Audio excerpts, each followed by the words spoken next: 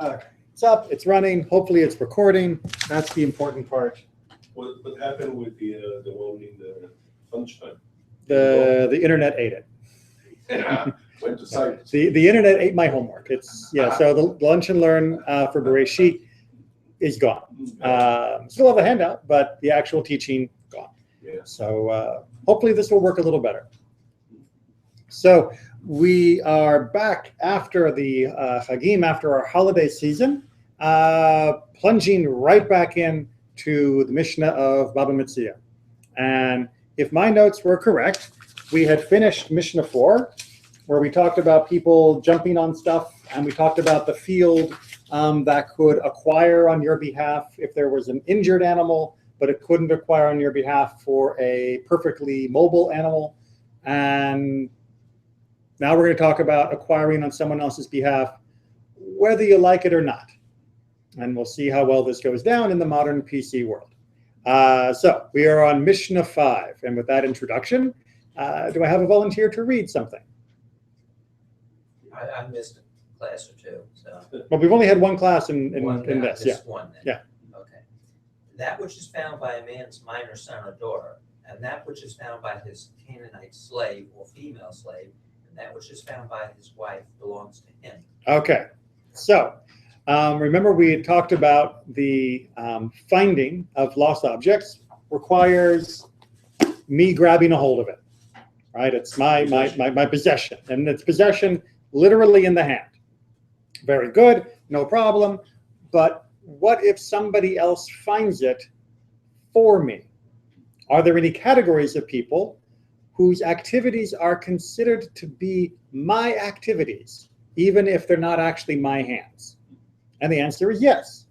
Your children, your non-Israelite slaves, and your wife are all considered to be an extension of you as far as acquiring lost property goes, right? They have their own rights and their own individual issues on many other topics, but when it comes to acquiring, none of these can own property.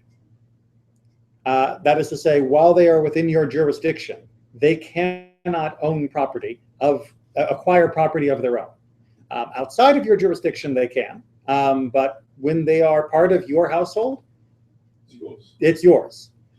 So, for example, the one that many people misunderstand, so I want to make it clear, when it comes to property of a woman, if she has property that is set aside for her before she is married, that can continue to be her property, but the produce of that property is considered to be her husband's while they are married. And then should they be divorced or should he die, that becomes exclusively her property as well. Who stole what? I just was letting him know that I saw him through the window here to the side over there. Ah. I got in trouble last time. Thank you. You're welcome. So under those circumstances, the activities of these people are considered to be the acquiring activities of the head of the household, which in biblical and ancient and classical times meant the papa, the father. So if a young boy or girl is out in the field and they find a lost property, and by the way, all of chapter 2, we're going to talk about what counts as lost or not lost, it automatically becomes the possession of the father of the household. Make sense? Okay. We'll talk about, if you want, we'll talk about why that property hierarchy worked the way it did, but let's get the other side cleared up. So we're on Mishnah 5. What? Including for the wife? Including for the wife, right? So if the woman finds lost property while she is married, the lost property immediately becomes the property of the husband as soon as she acquires it. She acquires it for him. She can't acquire it for herself legally while they are married. But that which is found by his son or daughter that are of age, and that which is found by his Hebrew slave or female slave, and that which is found by his wife whom he has divorced, even though he has not yet paid her ketubah, belongs to them. Okay, so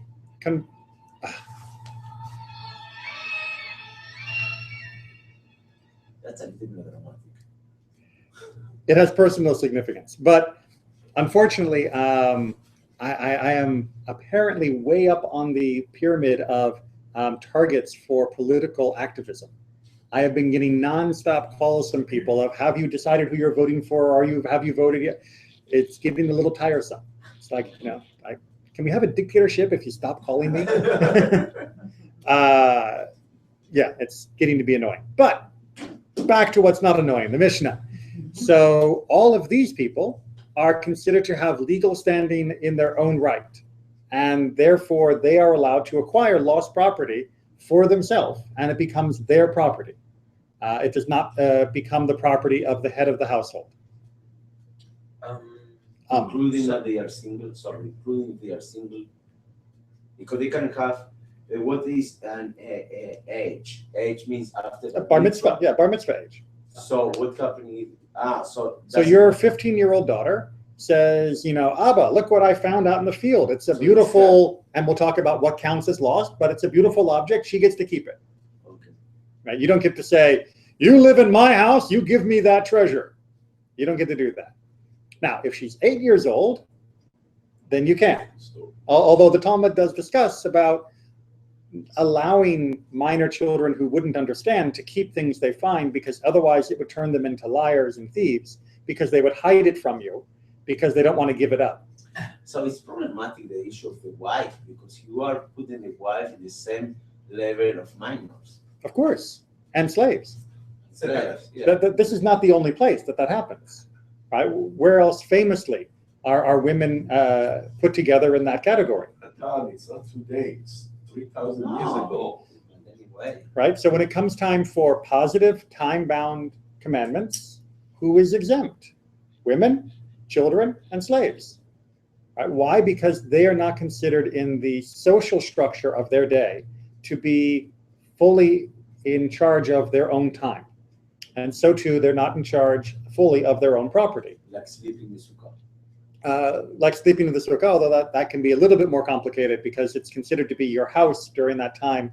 Therefore, it's your house. It's not a moment. This is my residence. So that gets a little bit more of a debate. But maybe we'll study Sukkot next time. But I think it makes sense, because if a minor finds something, let's say he finds something dangerous, like a gun, you don't want that kid walking around with a gun. so Something like that. that makes sense, except for the fact that now you're making the minor and the woman being in the same category more offensive. Because now you're saying you can't trust a woman to know what's dangerous when she's finding something. And that's more problematic. The real issue here is one of how the property was organized in the ancient world, right? Property in the ancient world was organized in parcels of land. That was the main form of property that people possessed, right? It was land. And at the head of each land was a patriarch, a male, who, when he died, the land would be divided by the male line, because all of this went back to the 12 tribes.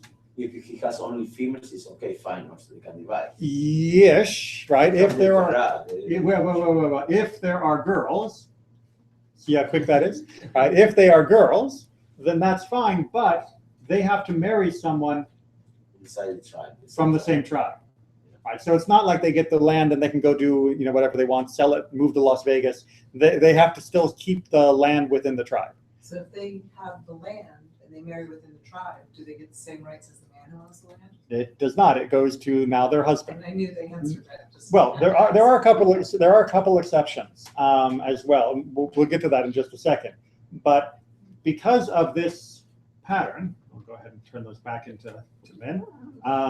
Because of this pattern of property being divided by tribal allotment, in order that the tribes remain in the proper proportion as they were originally allocated, we are preserving that original allocation so that no one tribe becomes more dominant than the other, no one person or family becomes permanently impoverished. Remember, that was the whole reason why we had the sabbatical year and the Jubilee year, in order to ensure that we would reset back to this original state And that meant that you had to know who was from where so that you could go back to that original allocation. And since that original allocation was based on the tribes, which were based upon the men, that was the line of inheritance. Since that is the case, that meant that property was considered to be primarily land, and it was the land that was primarily supporting the residents, and therefore the person in charge of the land was due a certain amount of obedience, participation in the upkeep of the home. The person who owned the property upon which you live is responsible for supporting you, and you are responsible for reciprocating or showing deference in that, because it's their land. That's the allocation. So that reality ended in the Churban Beit HaMikdash Rishon, or A little bit. Parts ended earlier than that. During the time of the northern tribe, the northern kingdom, that already began to become fractured. because they still keep the northern kingdom, the tribes. They did, but they didn't keep all of the halakha. They didn't keep all of the laws of the Torah. So how well they implemented this, well, judging by the behavior of most of the kings, not so well. So, but it was officially kind of, sort of, but not really implemented really at all. And in the south, you only had two tribes that were really real. Well, you had Judah and you had a little bit of Benjamin. And then you had the Levites, but they didn't have land. So that wasn't an issue. So this then becomes a carry-on, a holdover of property rights based upon a land-based system, which, as you said, eventually it's not based on this anymore at all. And although we keep vestiges of Shemitah and the Jubilee, nobody's going back to their ancestral land because nobody knows who their ancestral land is. At that time, we could have said, okay, well, now then we're going to restructure the society and, women have equal property ownership rights and all of that. But there was societal inertia that said, well, it's going this way, we'll keep going this way. And that's why it's taken really until well, it depends on the community, but really until the 1800s and 1900s before people recognized that women were no longer beholden to the earning power of the land, which was passed only through patrilineal descent, and therefore women were now equal partners in the productivity of the household, and therefore should have equal rights a priori from the beginning when it came to property. Something, by the way, that was mirrored in all Western society as well. Women did not have property rights in Western Europe either during this whole time period.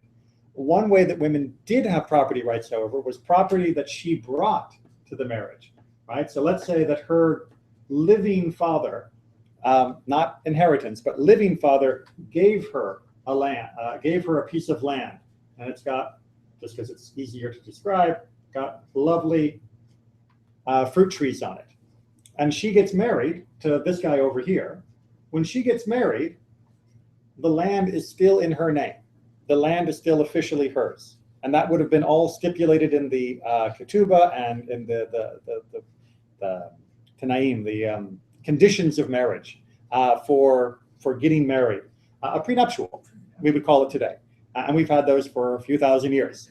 And if they were to be divorced, or if he were to die, their children, for example, if he had another wife and there were children from the other wife, would not be allowed to touch her land. That would go back and be solely within her property.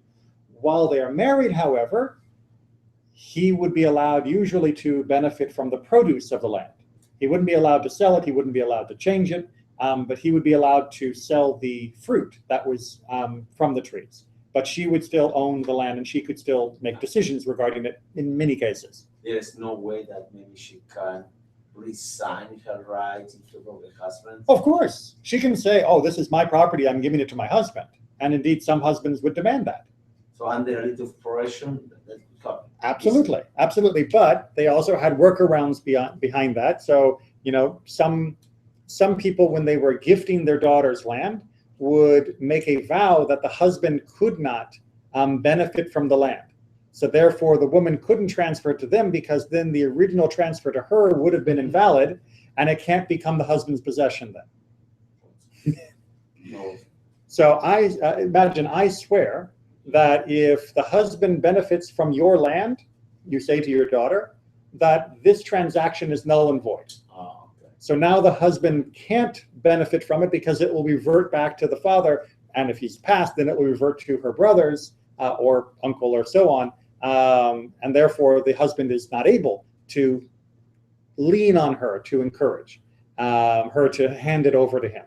And we find many examples in rabbinic law and rabbinic discussions about women who did own their land and did have a great deal of freedom in using it. And depending upon which part of the Jewish world you lived in, on which century you lived in, those rights sort of ebbed and flowed for women to have more or less individual property ownership rights. So they weren't prohibited from having these property rights except by local custom. And that's what we're dealing with here, is that the local custom was, you find it on my land, you find it, you're part of my land, you're part of my produce, and therefore what you produce in this finding is mine. Off topic, but when they're dividing the land, Yes.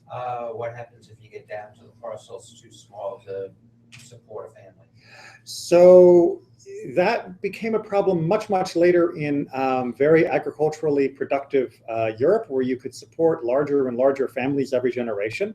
It wasn't such a big issue at this time. Population did grow, but it was not. It wasn't the roller coaster of population growth that we saw in the 1800s and 1900s. But yes, it is potentially a big issue. If you, like you say, you're dividing. Eventually, each guy has, a little patch of ground underneath his feet. But generally, that didn't happen. And you also ended up, in many cases, without over-dividing, because you would have the land pre-gifted before the decease. The official dividing only happens if somebody dies, and then it's given as part of a will. But if someone gives land to a person before they die, they can divide the land however they feel like. And so oftentimes you'll give it to a first son, and that first son will be charged to take care of the whole family. And his brothers will work on the land too, and their families will live on the land, and it'll be sort of shared-ish property. So you would end up with multi-generational and multi-brothered property ownership. And of course, the girls were being sent off to other people anyway. They didn't stay on their ancestral land. They went to someone else's land. You were constantly farming the daughters out. And this didn't make an incentive maybe to people to marry cousins? Yes. So for concentration, to consolidate yes. the land. So for concentration of wealth and for protecting the family investments in infrastructure and other things, absolutely, there was always a temptation, an interest in marrying closer in the family tree as was legally possible. So you're not going to get brothers and sisters marrying, but first cousins, uncles and nieces, those kinds of things, yes, did happen. Okay.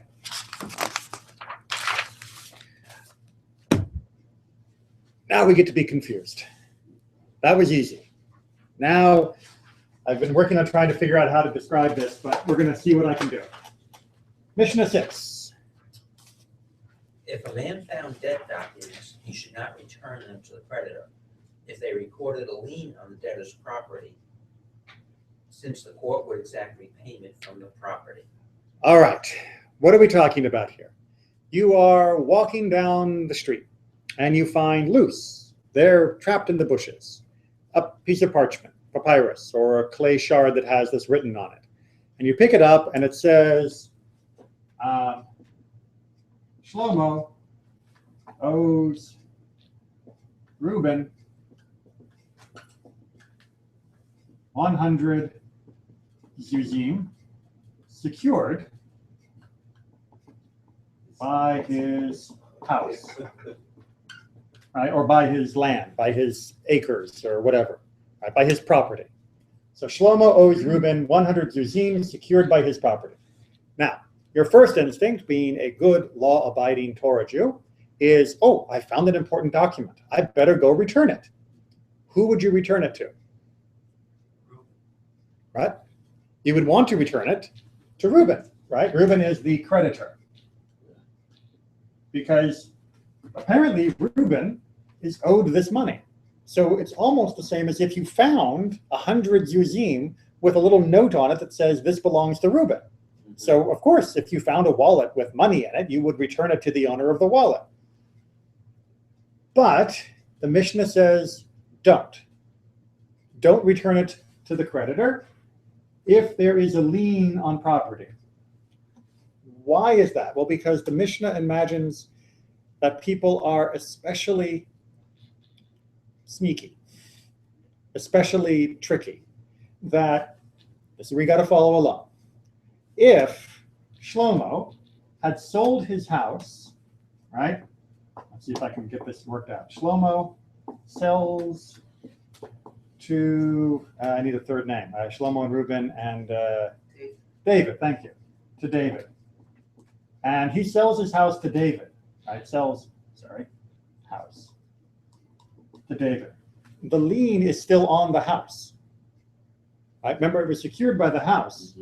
So if he sells the house to David and you give the document to Reuben, Reuben can try to collect 100 zuzim off of David's house.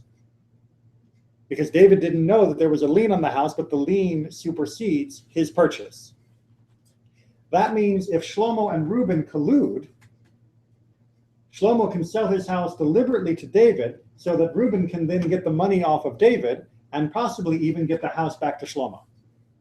Or 50-50. Or 50-50 split the money, or at least Shlomo doesn't have to pay off the zuzim, right?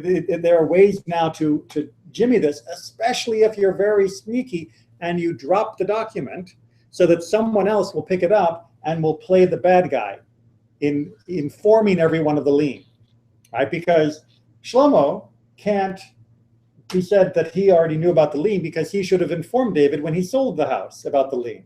But if the document had been lost and some patsy comes along and brings it up, then you can make your plan generate money for you.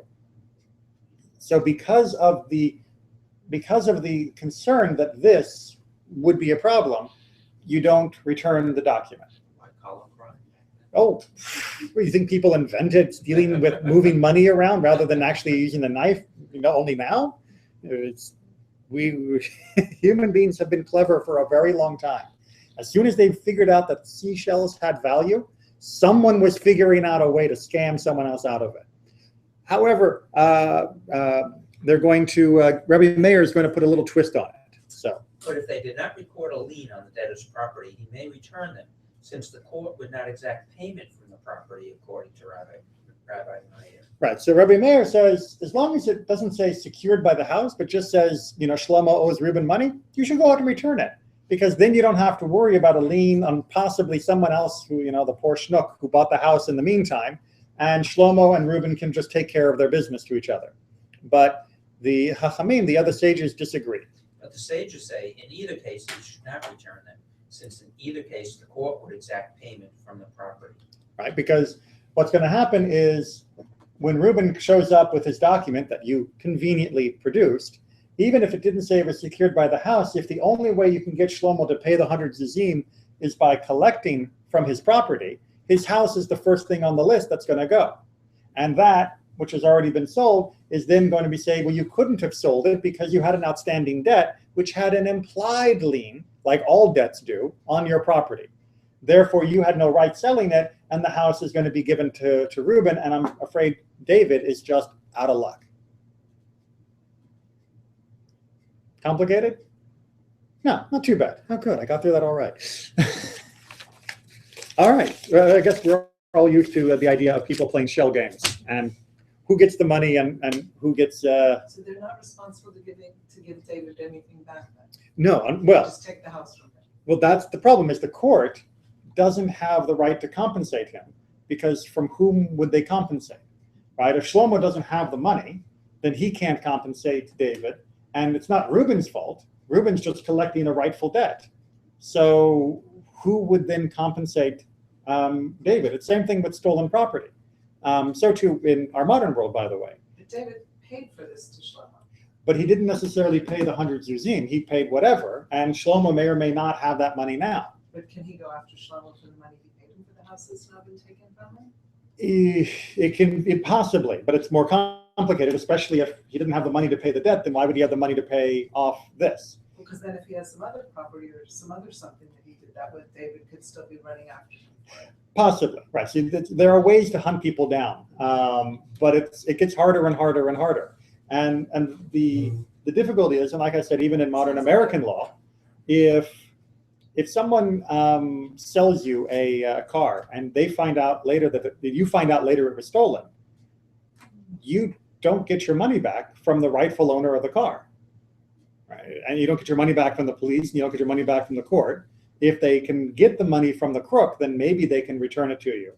But chances are you're just out of luck. Sounds like divorce math. Except for the conspirators. Except these are men. Well, nobody except for the conspirators is deliberately trying. The court isn't trying to punish anyone. The court is simply trying to act within its remit, and its remit says that a loan that was in existence before the sale of the house was already linked to the house, and therefore it needs to be paid off from it. Becomes the victim instead of Reuben then. Yes. Well, because Reuben had his claim first. Right? It's the priority of claims is usually by the order in which they were created.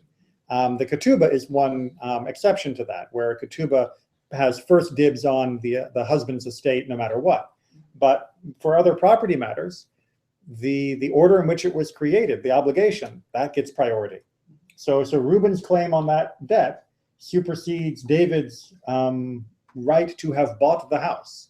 And therefore, yes, David is the one who is likely to be victimized most, which is why the rabbis are concerned about handing in documents that you're not sure of their authenticity or the morality of how they were written. And so other documents, yes. And that's what Mishnah 7 is. If a man found bills of divorce or writs of emancipation or wills or deeds of gifts or receipts, he should not return them. For I might say, they were written out and the writer might have changed his mind and decided not to give them. So how many classic tales have there been of the man who writes out a will, changing and saying, I'm giving all my money to the butler, in a fit of anger with the rest of his family, and the will flies out the window. And then, of course, the next morning he thinks better and he writes another will saying, no, I keep all my money and give it to my family as it should be. And somebody finds the piece of paper that says, I'm giving my money to the butler. You don't turn it in. You don't hand in the bill. You don't hand in the writ, anything. If you find a get dangling from the bushes, you don't pick up the get and assume that it's valid. You assume that it has been lost. And if the person wanted to write it and now it is lost, they would have written another one. They would have made another copy of the will. They would have done any of these things. And since there's no proof that the person hadn't changed their mind before this was lost, it is assumed to be null and void, and therefore it is not an object that should be returned, because you're only going to be causing confusion and suffering. What if there was wrongdoing in the way that the item became lost? But you as the finder don't know. Right. And but you also don't not know. But you also don't not know. But the presumption is that the right decision would have been found, or if, barring one of these documents, there would be another reconciliation. So if you don't have a will, then it will be handled by the normal laws of inheritance. So the idea is that there are backups for most of these cases. But Mishnah 8 introduces what kind of documents you should hand in.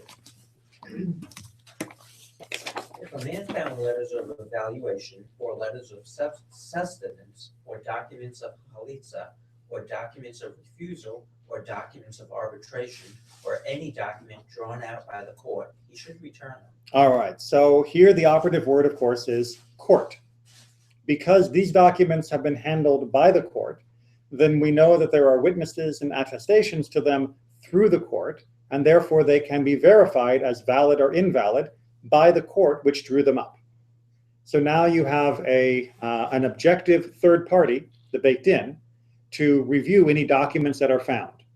And so any one of these documents, and the explanations of all of them are found in the footnotes below, should be brought to the court, and then the court can handle what should or shouldn't be done with them.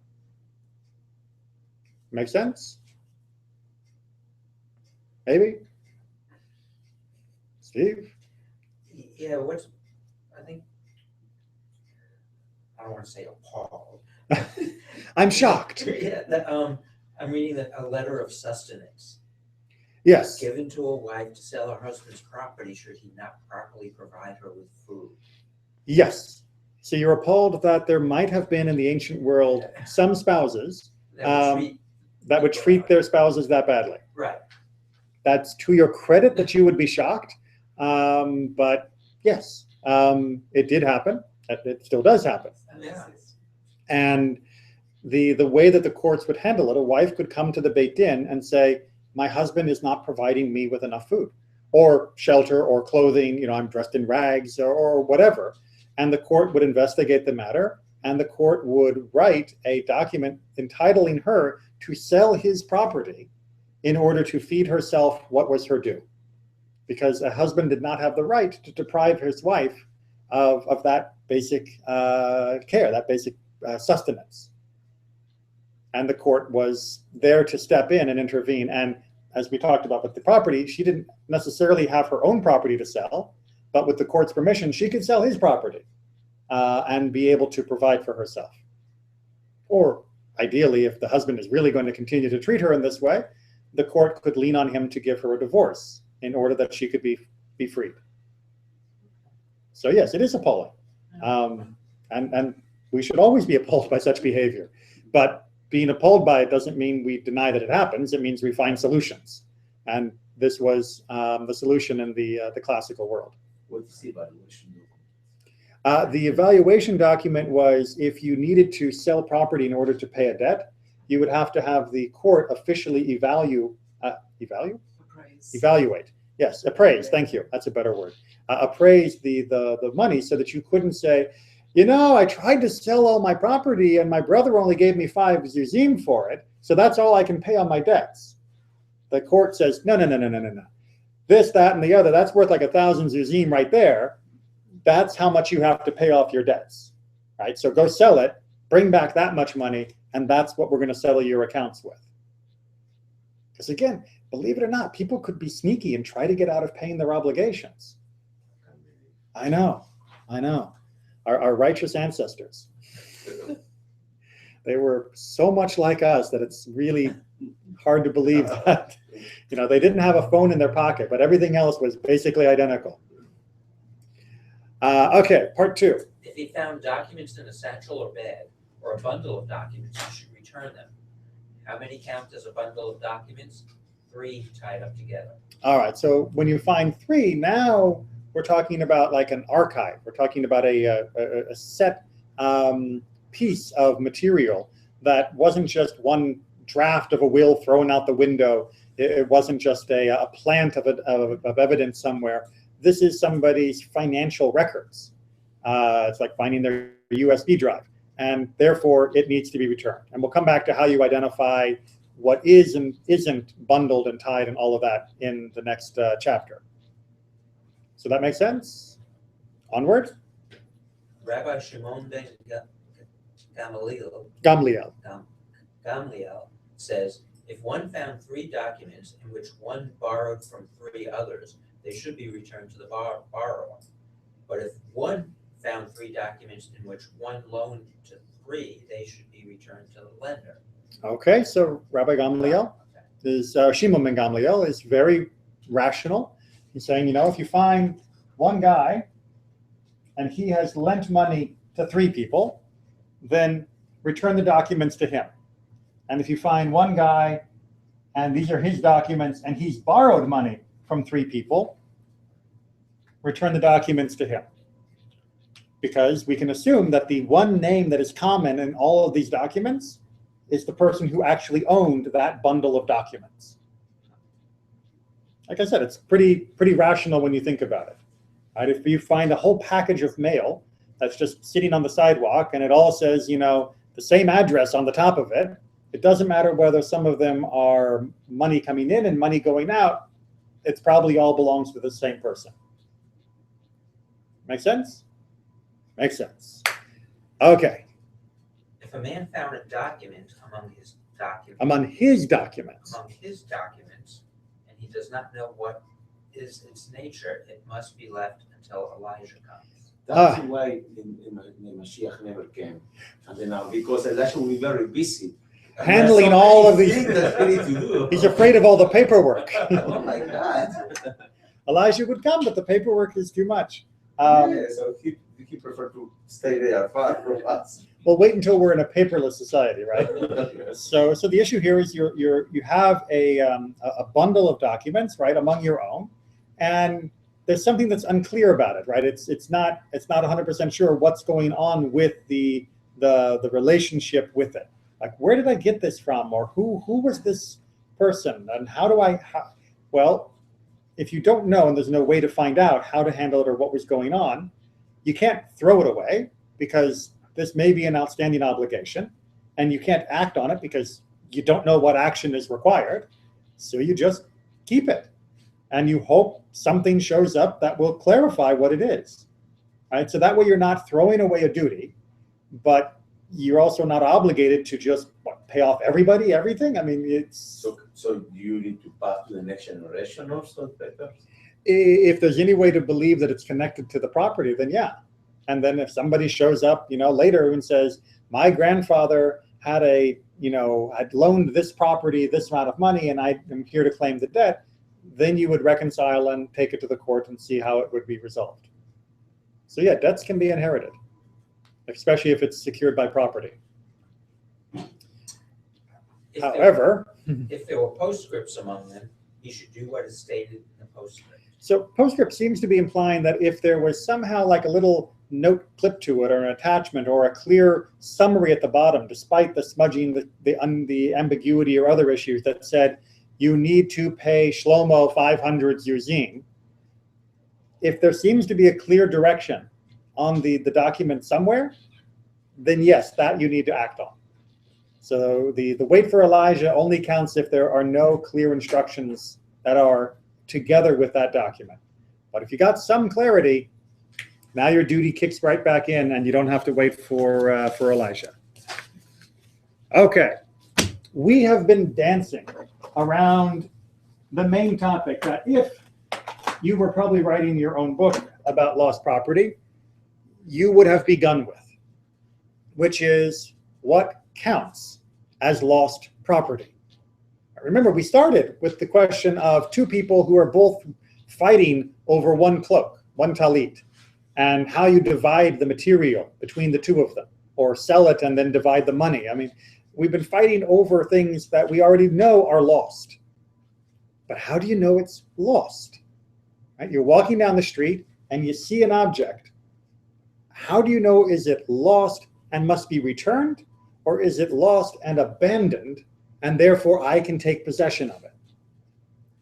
That's chapter 2. All right, so now we're getting down to the more practical side, because most of the other sections are unlikely to come our way, or are unlikely to be in our daily life.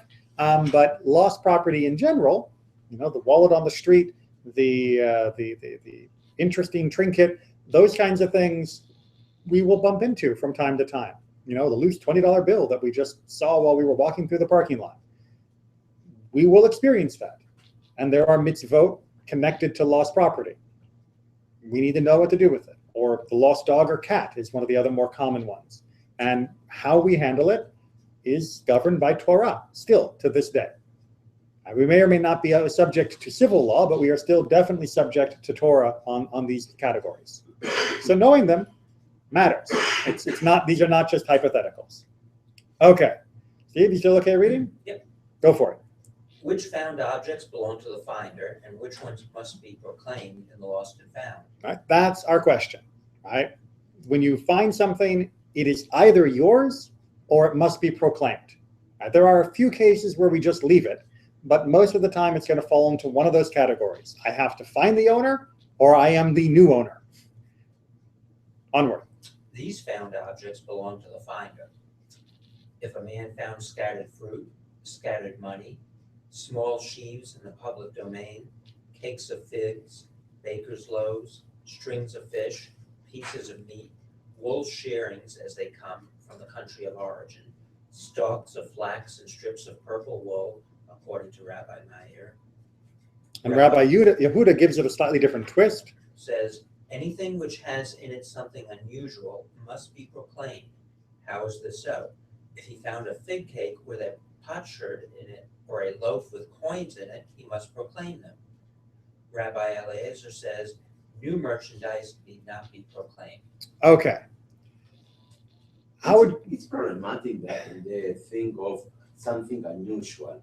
Mhm. They find what is something unusual. He gives you example, but the definition is not clear.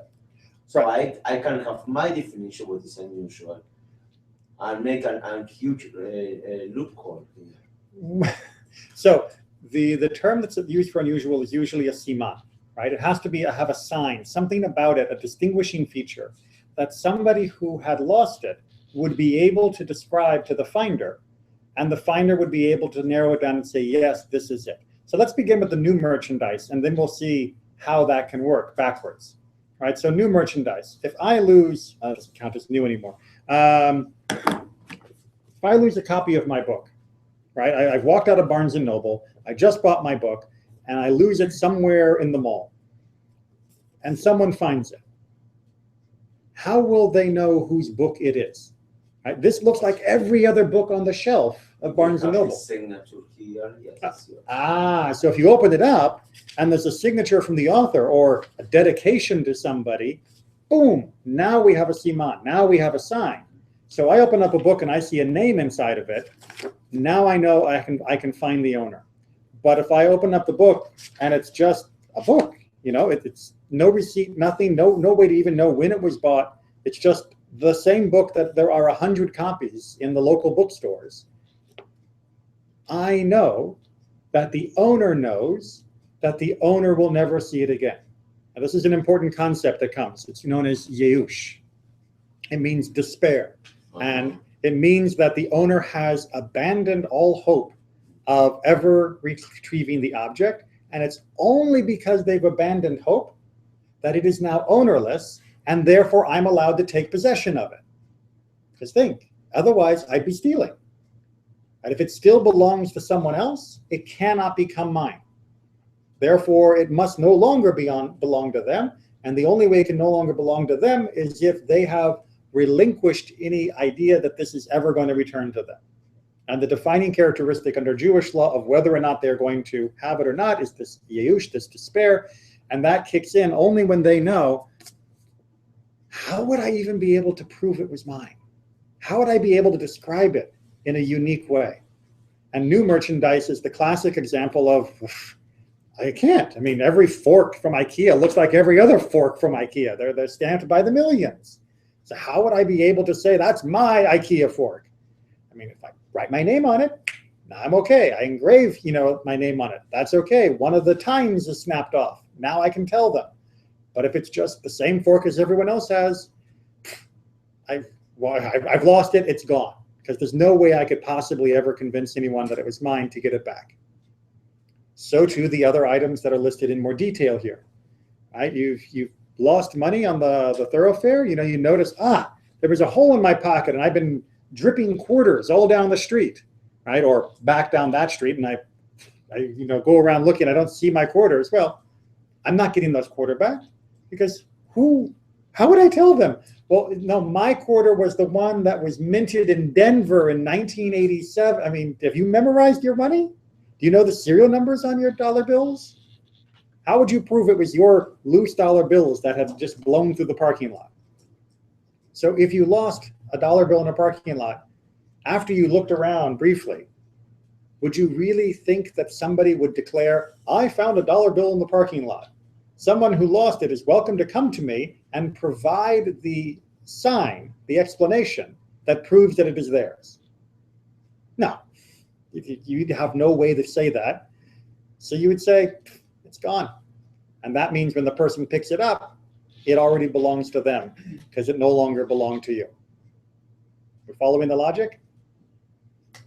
And having a set of standards is how you avoid the ugly loophole of someone who says, well, you know, I know that I just found a autographed copy of a first edition Herman Melville novel with the name of the owner and a little map to his house inside. But that could belong to anyone. No, you're not allowed to say that. That is definitely the kind of thing a person is saying. As long as someone says they found a copy, boy, I could tell them everything about that page. I could even match the signature. And therefore, they are still owning it in their heart, and it doesn't become yours. And if you keep it, you're a thief. And it's an important distinction here, right?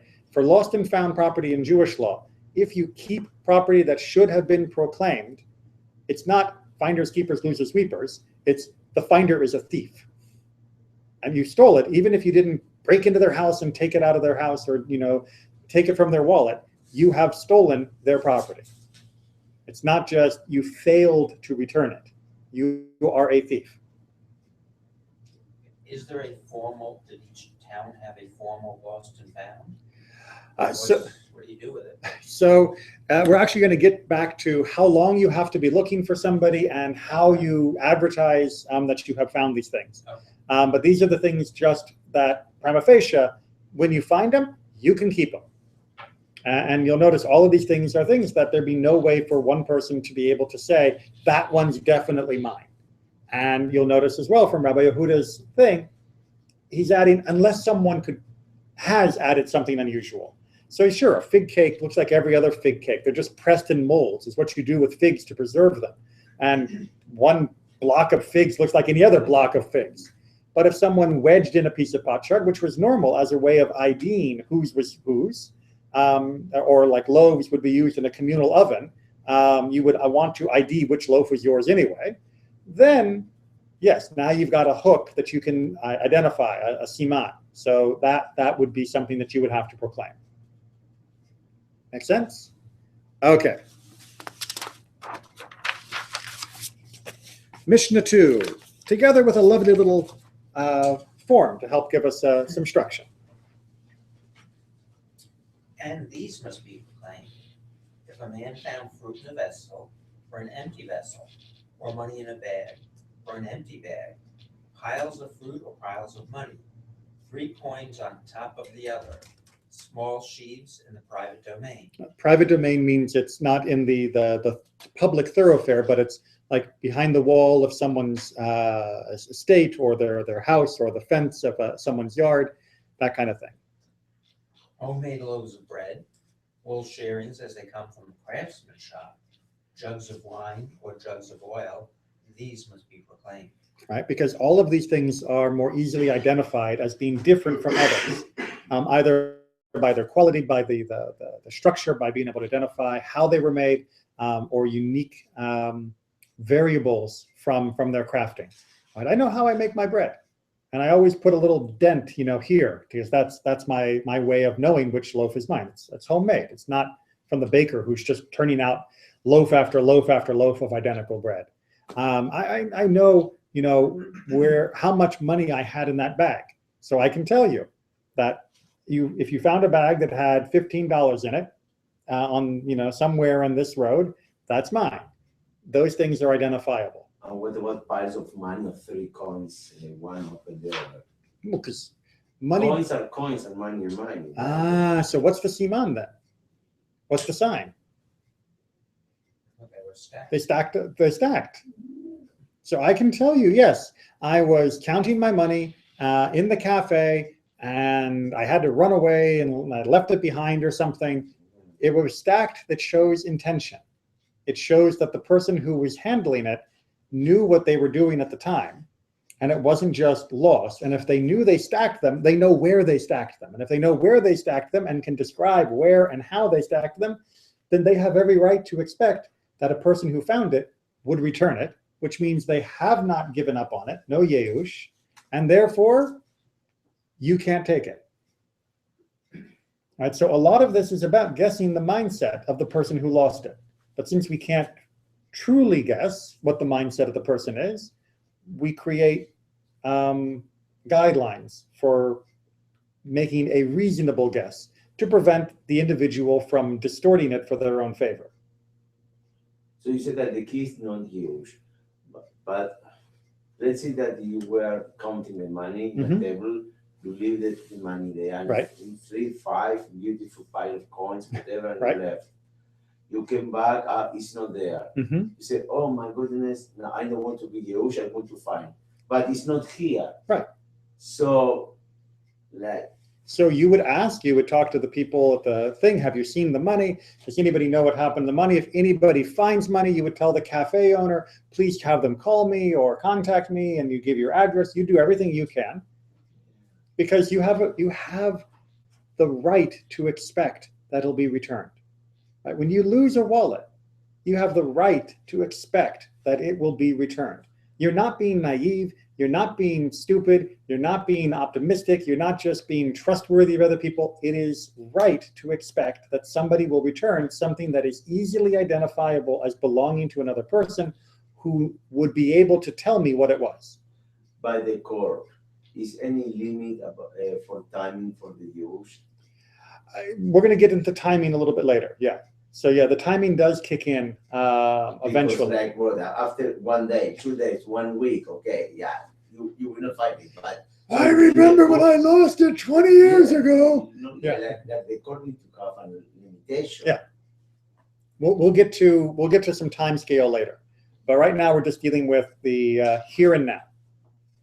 Okay, so you can see the chart at the bottom that tries to line up what is proclaimed and what is not proclaimed. Now we're going to deal with other things that you don't touch. Oh, yeah, we started late. We can run through Mishnah 3. Yeah, it's not too complicated. If a man found pigeons tied together behind a fence or a hedge or on footpaths in the fields, he may not touch them. All right, any guesses why? Somebody owns them. Yeah, that's where the hunter left them, right? So someone's out there trapping birds, and they get a few of them, they tie them together, and they hang them on a hedge or behind a wall, for crying out loud, and then they walk off to go get more, and you're walking along doing your little country rambling, and you see these lovely little birds tied up and hanging from the hedge. Nice lunch. You can't take them, but also you can't take them to proclaim them. You don't have to say, oh, lost birds. Lost birds, I found lost birds. I get to do a mitzvah. I'm going to run back to town with my lost birds, and I'll be telling everybody, I found lost birds, and I will be proclaiming them, and they can come to me, and they can tell me how many there were. And the Mishnah says, no, dummy, these were left by a person who is planning to return. That's not lost either, but it's also don't take, because the person clearly was planning to come back. That is what they're trying to get here, that there's lost and forgotten or abandoned, there's lost and there's hope, and then there's somebody's stuff that hasn't been lost at all, and leave it alone, because that's the third category. I don't want to sound with my question something else sarcastic, okay? Go for it, it's okay. Okay. What happened if in this situation, okay? You say, okay, the differentiation between the different found, okay, of material. What happened if someone is hungry? Because I remember now a few stories that I read to my daughter from the Fisher area, okay? You go into one place and you found a piece of bread or 2 birds. Okay, someone left there for some purpose, but you think you're hungry and you found, say, thank you, God, for hearing my prayer, and now it's the food that you gave me. Thank you, and you take. You not plan to stay from anyone. You think really that God answered your prayer. Is there any consideration about that perspective from the court? Nothing. So you think God answered your prayer? Yeah. Do you believe God created these pigeons from nothing? Did God just do a miracle and make the pigeons tied up on string and put them behind the fence, and they weren't there before your prayer? Or do you believe that God is answering your prayer by taking from somebody else? Let's not put the picture because it's too clear. But what Okay. happens is a piece of bread there, or what happens is a piece of wine, or for the Kiddush Shabbat. You know what? I want to do Kiddush Shabbat. I don't have wine. I'm very poor. Suddenly you find a carafe of wine. Mm-hmm. Thank you, God, for listening to my prayer. No, because God knows halacha. How do you know? Who gave it to us? Right? I mean, unlike our politicians, God knows the laws that he writes. And therefore, God would not do a miracle for us by violating someone else's property. So the person is guilty if he's naive and really believe that God really answered his request and his prayer. Yes. So he will be tried in the court as unfair. So if he was able to explain the circumstances, he probably would not be tried as a thief, but he would certainly be told this doesn't belong to you.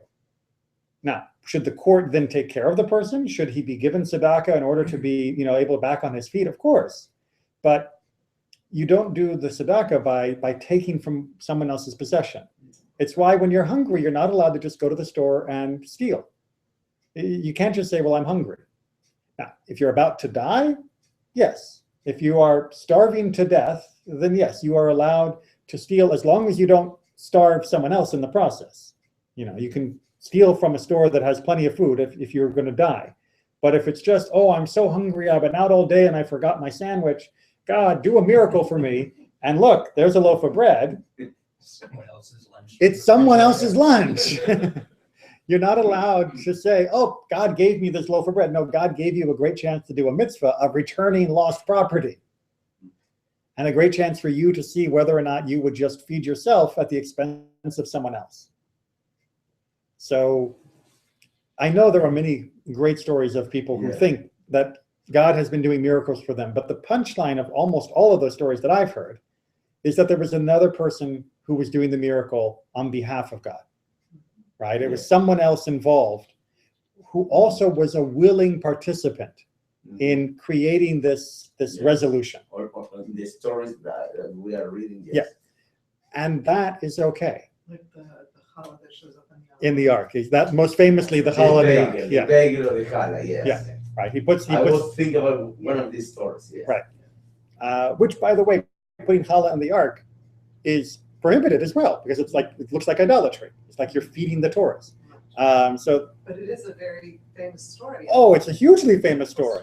And the point of that story is that the person who wanted to do good and the person who needed help needed each other.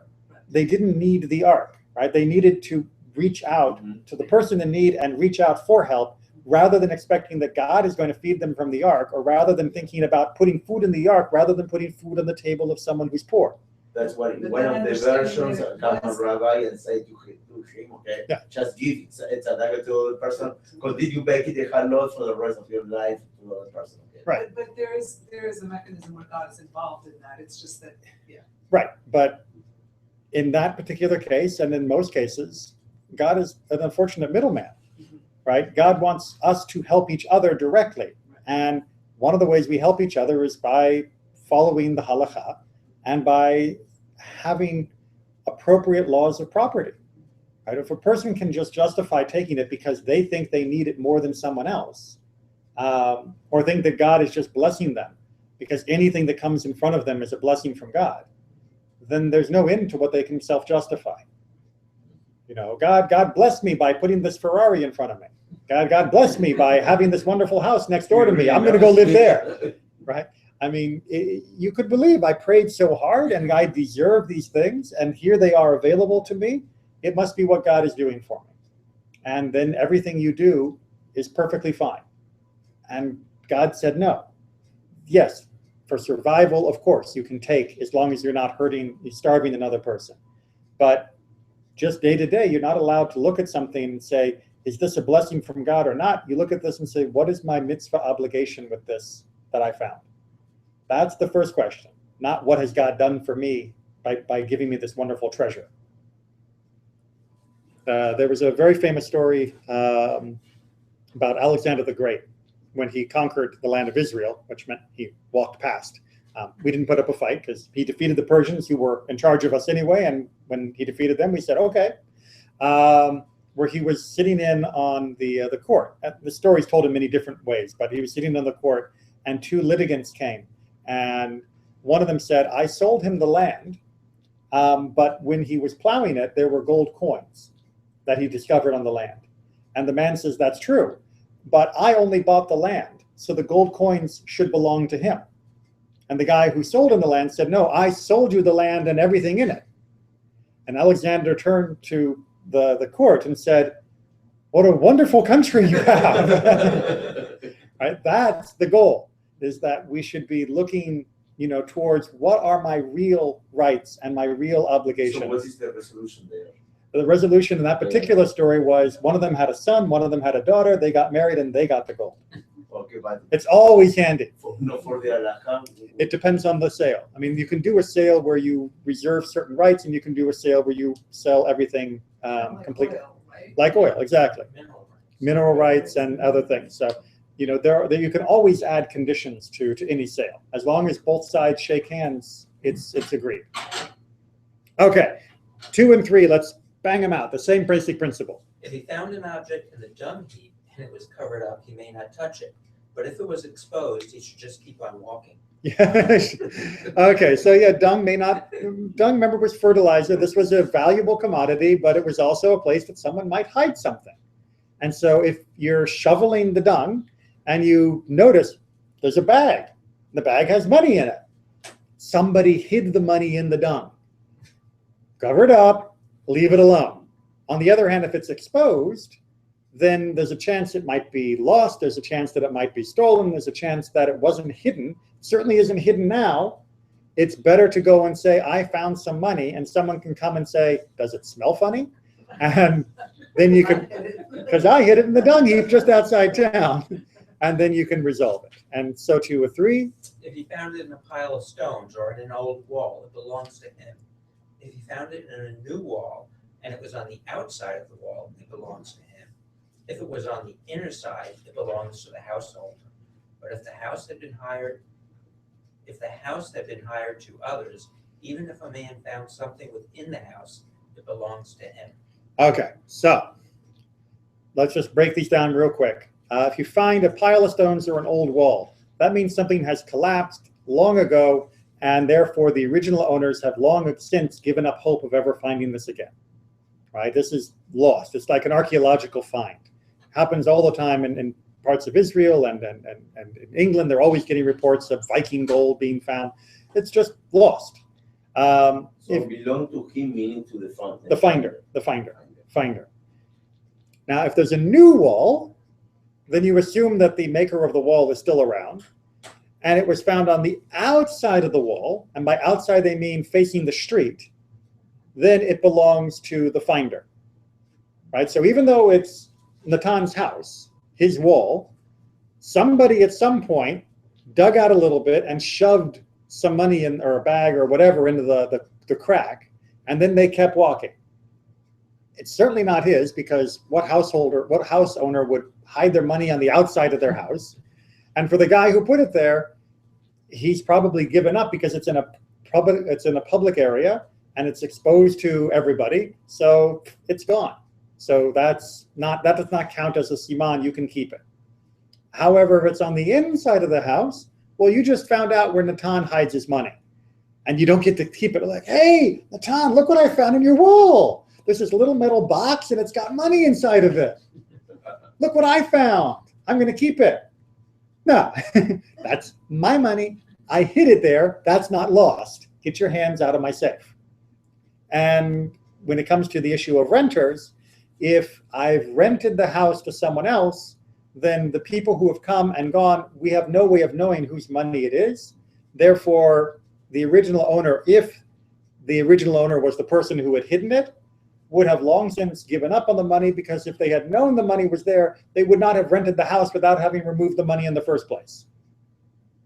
So therefore, the money is who knows whose, and the renter has no right to the property, and the owner has no right to the property because he's rented it. So finders keepers.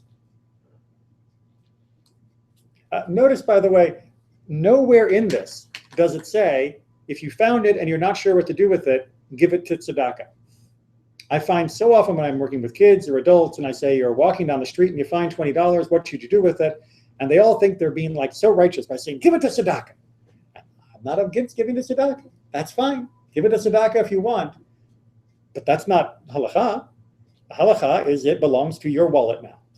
And if you want to go buy a book with it, great. And if you want to give it to tzedakah, equally great. It's now your money to choose what to do with. So knowing the halacha doesn't always increase your burden of religious obligation. It can also help free you from obligations by knowing that I found money and I get to keep it. I'm not obligated to hunt down the owner across 3 continents. I found $20. It's mine now. And that can be liberating to recognize that there are limits to how far we go when we fulfill certain commandments, that God does not expect us to move heaven and earth to do a fingerprint analysis on the money or track down DNA fragments or whatever. We can simply take possession. And we'll talk about more of this lost and found when we meet next week. Back to our regular schedule. All right, thank you for making the day after Simchat Torah a good Torah day. Hello.